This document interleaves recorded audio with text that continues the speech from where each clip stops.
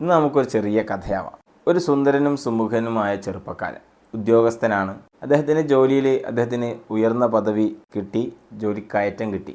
പക്ഷെ അദ്ദേഹത്തിനൊരു പ്രശ്നമുണ്ട്, ആത്മാഭിമാന ലേശം കുറവാണ്. അതുകൊണ്ട് തന്നെ കിട്ടിയ ജോലി പ്രമോഷനിലൊന്നും അദ്ദേഹം യോജിച്ചു പോകാൻ കഴിഞ്ഞില്ല. അതുകൊണ്ട് ആകെ പ്രയാസമായി. പക്ഷേ ആൾക്കാരുടെ മുന്നിൽ അദ്ദേഹം നടിക്കാൻ തുടങ്ങി.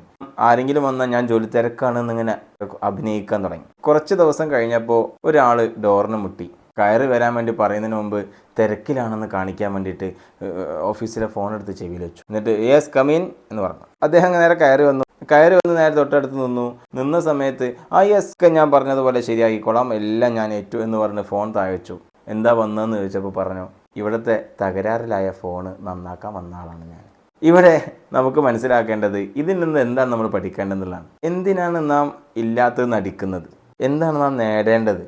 എന്താണ് ഇല്ലാത്ത കാര്യങ്ങൾ ഉണ്ടെന്ന് തെളിയിക്കാൻ ശ്രമിക്കുന്നത്? എന്തിനാണ് നാം കള്ളം പറയുന്നത്? അല്ലെങ്കിൽ നിങ്ങൾക്ക് ഈ കഥ കേൾക്കുമ്പോൾ മനസ്സിൽ തോന്നുന്ന എന്താണോ അതൊന്ന് കമൻറ്റ് ചെയ്യണം. ഒപ്പം നിങ്ങൾ ചാനൽ സബ്സ്ക്രൈബ് ചെയ്യുക, ഫോളോ ചെയ്യുക. ഓക്കെ, നെക്സ്റ്റ് വീഡിയോ ഉടൻ തന്നെ വരുന്നുണ്ട്. താങ്ക്